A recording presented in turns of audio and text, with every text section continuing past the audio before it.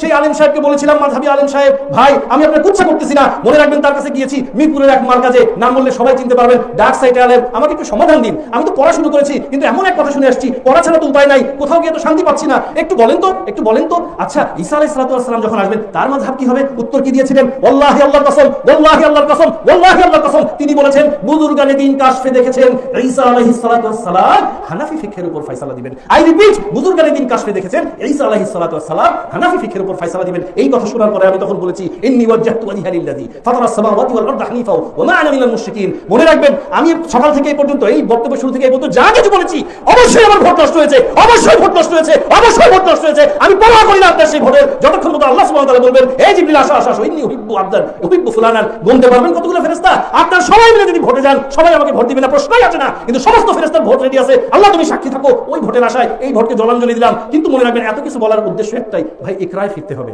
তার থেকে বড় হুজুর বলে ফেলছি তখনই, জানি তো অনেক কিছুই পাঁচ মিশালি। এখন উনি বসছেন, বসার পরে আমি বলছি কিছু ভুল বেয়াদবি মাফ করেন, তো উনি বলছেন ঠিক আছে ঠিক আছে, মানে উনি আমাদের তাকাচ্ছেন না, মনে হয় যে আমার সম্ভবত আমার দিকে তাকাতেও ইচ্ছা করতেছে না, এটা আমার ধারণা, চোরের মন পুলিশ থাকে কিন্তু। যাই হোক, তো তারপরে এর আগে কিন্তু 200 মাহফিল অ্যাটেন্ড করছি প্রধান অতিথি, এবং ছোটবেলা থেকে কিন্তু ক্লাস 2-3 থেকে কিন্তু 5 মিনিটের তালিম চলতেছে, তারপর মাঝখানে ওয়াগারা এগুলো তো বললামই। এখন উনি বক্তব্য শুরু করলেন, উনি বক্তব্যের টপিক নিলেন শিরক এবং বিদআত। আমার ধারণা উনি আমার জন্যই টপিকটা নিলেন। কথাবার্তা যখন শুরু করলেন আমি চিন্তা করলাম ইসলামটা এরকম হতে পারে, বলে কি এটা, বলে কি, এত মাহফিল গেলাম, এত কিছু শুনলাম, এত রকম চ্যানেল কত কি দেখতেছি, 2012 সাল, কিন্তু বলে কি উনি একটা কথা বলছেন, আমার খুব মাথায় লাগছে জিনিসটা।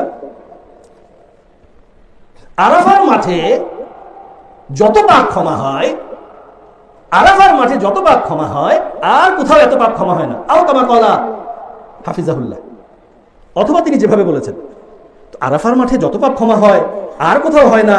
20 লক্ষ লোক সেখানে জমায়েত হয়, নামিরা মসজিদের খতিব সাহেব খুতবার পরে এসে 20 লক্ষ লোককে একসাথে করে নিয়ে একটু হাত তুলে আমিন আমিন করলে হতো না? আমি চিন্তা করলাম বলে কি, কথাটা উনি বললেন কি, মাথায় আমার খেলতেছে না কিছু। পরে চিন্তা করলাম যে অন্যান্য মাহফিল থেকে প্রধান বক্তার কথাবার্তা 10 মিনিট শুনে অনেক ব্যস্ততা থাকে, উঠে চলে যাই, আমি আর উঠতে পারতেছি না। শেষ পর্যন্ত শুনলাম, আমার মাথায় চিন্তা করলাম ও তাহলে তো আসলে ইকরায় ফিরতে হবে। আল্লাহকে সাক্ষী রেখে বলছি, ওই ইকরায় যাওয়ার পিছনে আল্লাহ সুবহানাহু ওয়া তাআলা অনেক বড় একটা তৌফিক সেদিন দিয়েছেন যে না আসলে করতে হবে।